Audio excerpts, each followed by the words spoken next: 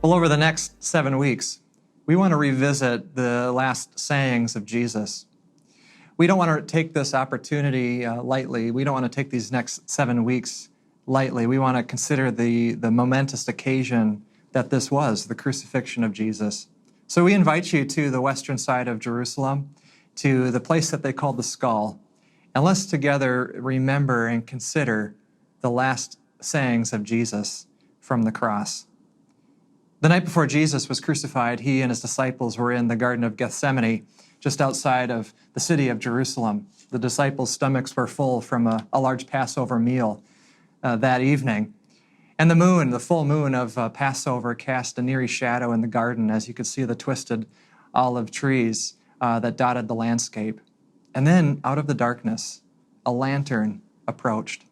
And Judas, with the religious leaders, were approaching Jesus and the disciples in the garden.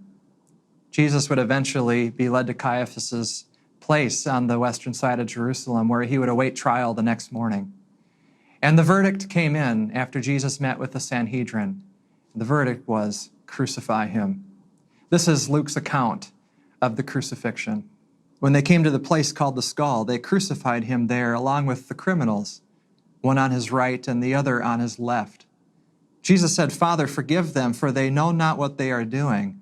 And they divided up his clothes by casting lots. The people stood watching, and the rulers even sneered at him. And they said, "He saved others. Let him save himself if he is God's Messiah, the chosen one." Soldiers also came up and mocked him. They offered him wine vinegar and said, "If you are the king of the Jews, save yourself." There was a written notice above him which read, "This is Jesus, the King of the Jews." Instead of calling down fire from heaven on the ones who crucified Jesus, Jesus calls down forgiveness.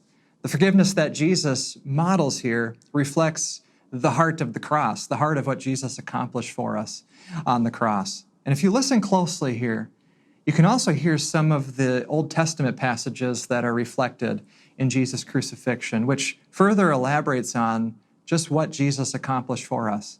I want to look first with you at Isaiah 53, verse 12.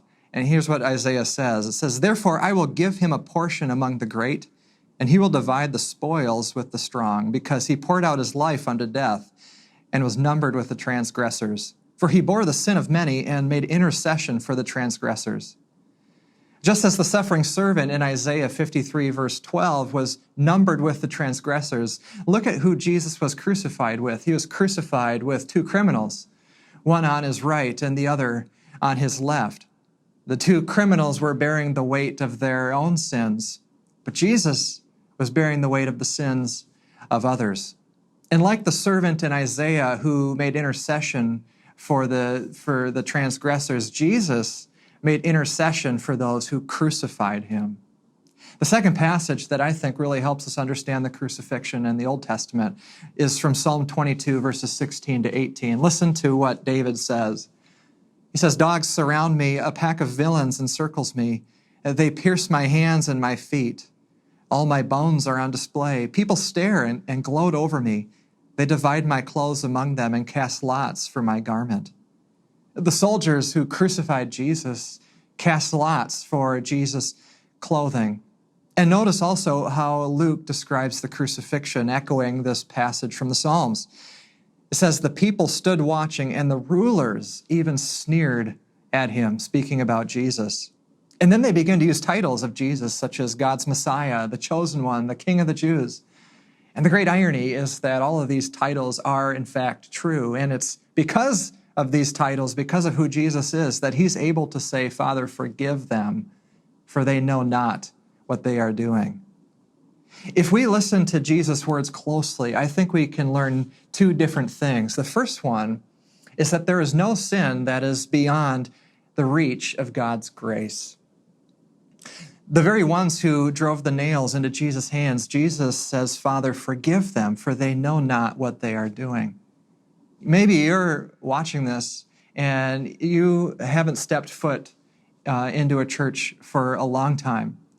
Maybe you're watching this and you haven't come to God because you're embarrassed by your sin, because your sin you believe is too appalling, too wounding for you to come to God's throne, to approach God with your sin. And my plea to you is to look at Jesus' response to those who crucified him. Father, forgive them, for they know not what they are doing. There is no sin that is beyond the reach of God's grace. But I think we have a second challenge here, and that is, just as Jesus forgives his enemies, that we too, as followers of Jesus, are called to forgive others.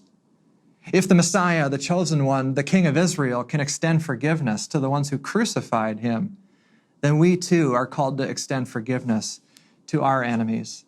This is a radical concept, and for some in our culture, this is something that's unhealthy and even dangerous to forgive one's enemies. But this is what Jesus calls us to do, to extend forgiveness to even our enemies.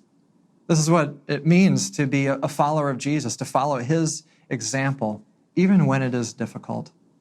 So I want to leave you in this day with a challenge. And I'm going to leave you with two options.